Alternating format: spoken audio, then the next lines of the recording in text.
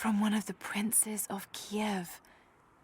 How did it come to be all the way out here? Someone was wearing it when they were killed.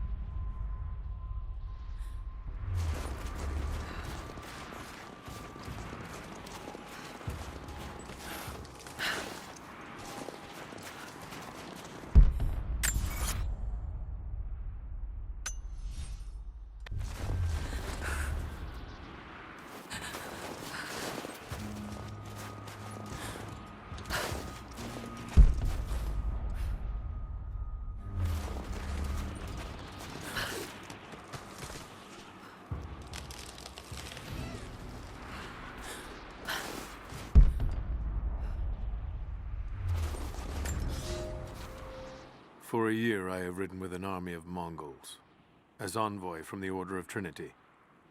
Their Khan is a great warlord, despite his heathen ways. Under my influence, I have helped them topple nations, burn cities and kill princes, all in search of the Prophet. Our slaughter of the Rus was not in vain, for among the spoils we at last found the map.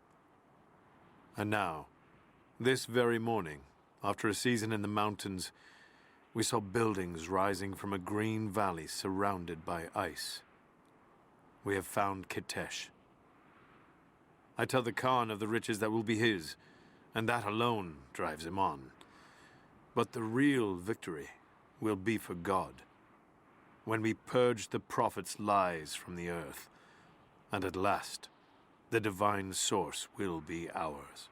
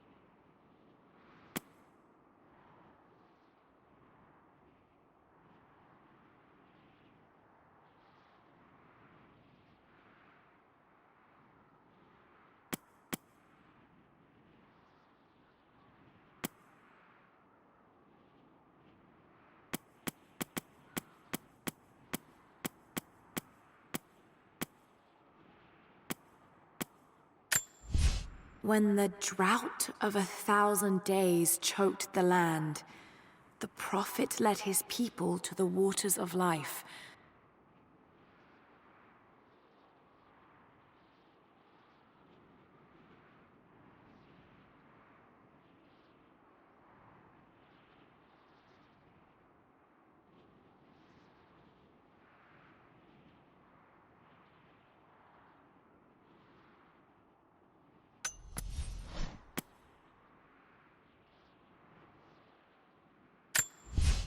The prophet was slain by the Order of Trinity as they fled Constantinople. But his followers escaped and took his body to the oasis.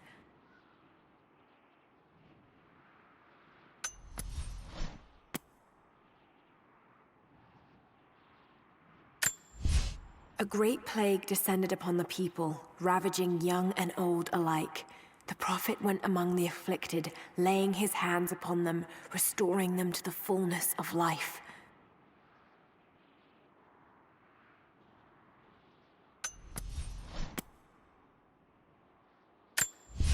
When the great armies of the north invaded the land, the people rose up to meet them in battle.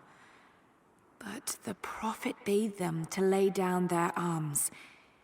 He spoke to the enemy in their tongue, and they did depart in peace.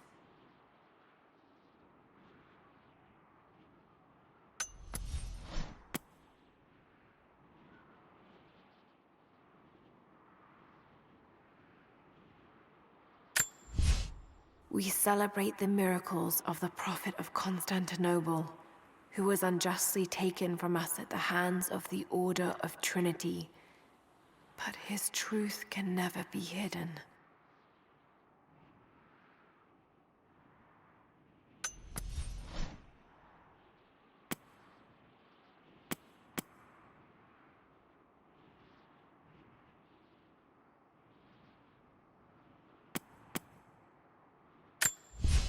I received word today that university funding would be cut again. It's becoming increasingly difficult to continue. I face constant ridicule from people I once considered colleagues and friends. They have no idea. There is a truth behind all myth. The stories of all cultures speak a universal language, and they point to a startling possibility. The world is not what we think. Our lives are not what we think. If I continue, I face isolation. I will become a pariah. But I will continue. For Amelia. It was her death that set me on this path, and for her, I cannot waver. I wish every night that she was still here, that I'd had the tools to help her.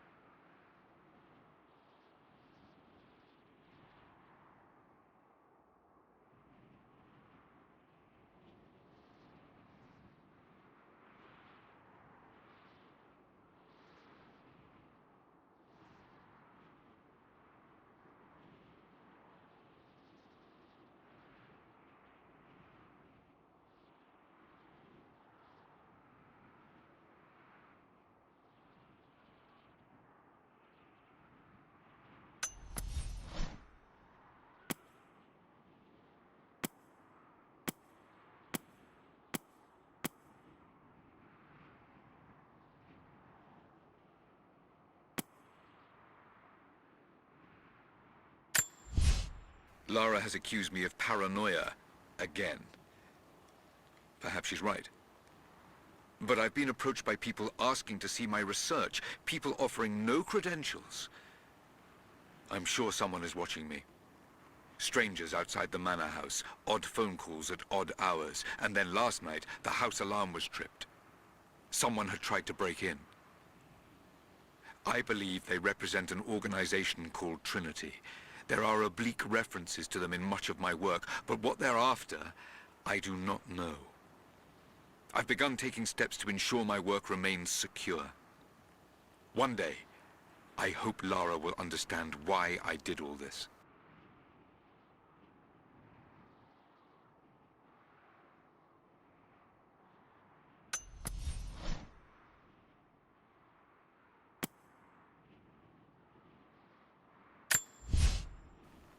Received an invite today to speak at a conference on folklore and anthropology. Of course, I've only been invited as a figure of fun. They only want to ridicule me and my ideas. But the point of this work is not to keep it in the shadows. The point is to expose it, to help bring the truth to the world. Amelia believed that it was noble to face adversity head-on. That strength was born from inside oneself. She was right. She was always right. For better or worse, I will accept the invitation.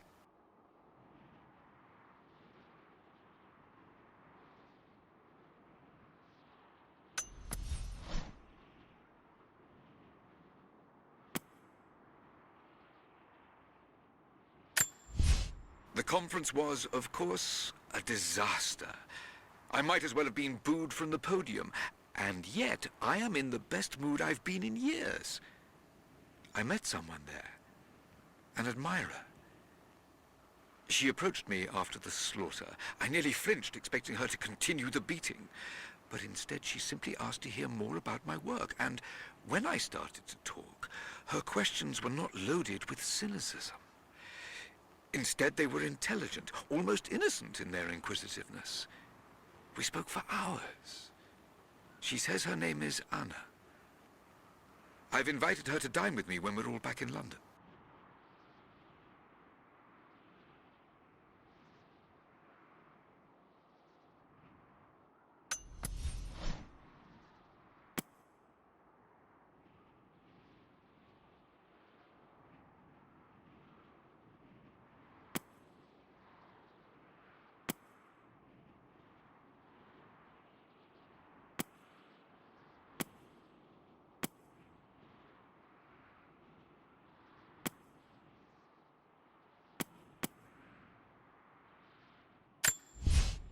Having Anna in my life has put new wind in my sails. She's helped me focus my work, helped organize my research. She's even offered to become my editor. I never thought I'd find such an eager collaborator. Her presence in the manor has revitalized everything. The rooms have life again. I feel I have life again. But I am worried what Lara will think. Her emotions are more guarded than mine.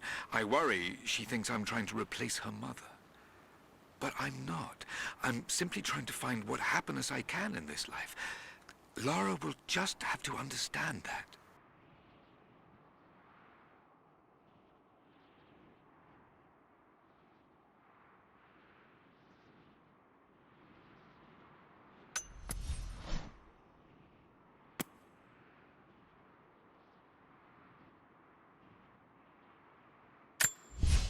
New developments. I found an old manuscript buried and forgotten under a heap of pseudo-scientific texts. As I began translating it, I realized what I had, a record of the Deathless Prophet. I'm still working on the translation, but already it has provided details of his life I'd never read before. There may just be enough here to find the location of his tomb. This manuscript could be it, the singular piece of research that will bring all of my work on the immortal soul together. Revelations are coming quickly. There is much work to be done. Tonight over dinner, I'm going to celebrate with Anna.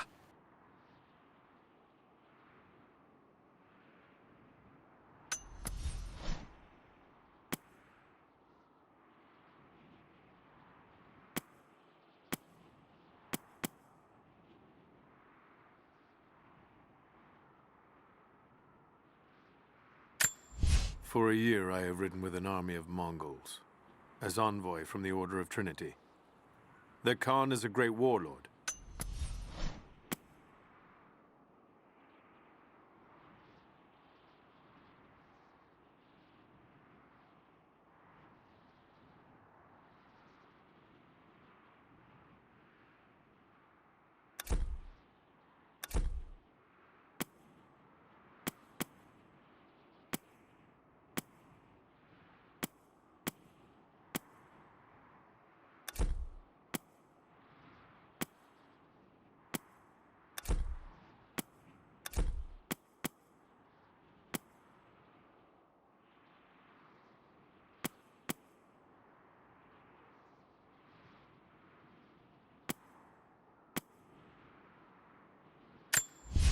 I have learned all I can from the carnage inside the Prophet's tomb. My brothers were slain, to the last man, sometime within the last few days. The false Prophet's followers died here by the hundreds, but in the end, they were victorious. I have sealed...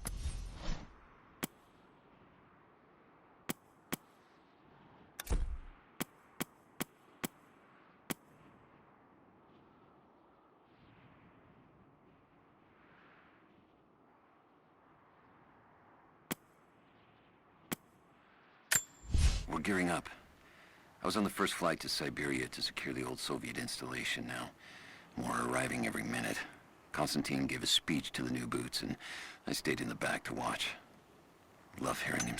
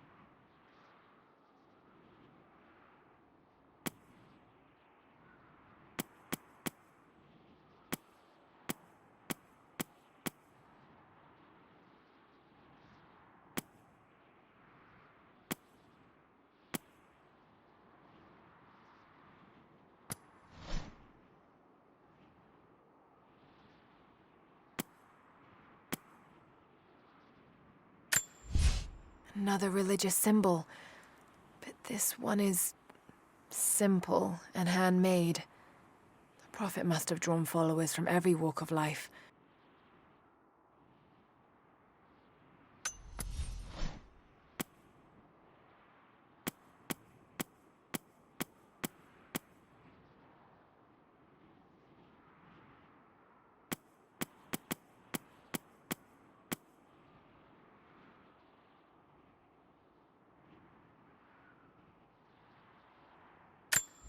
Another religious symbol.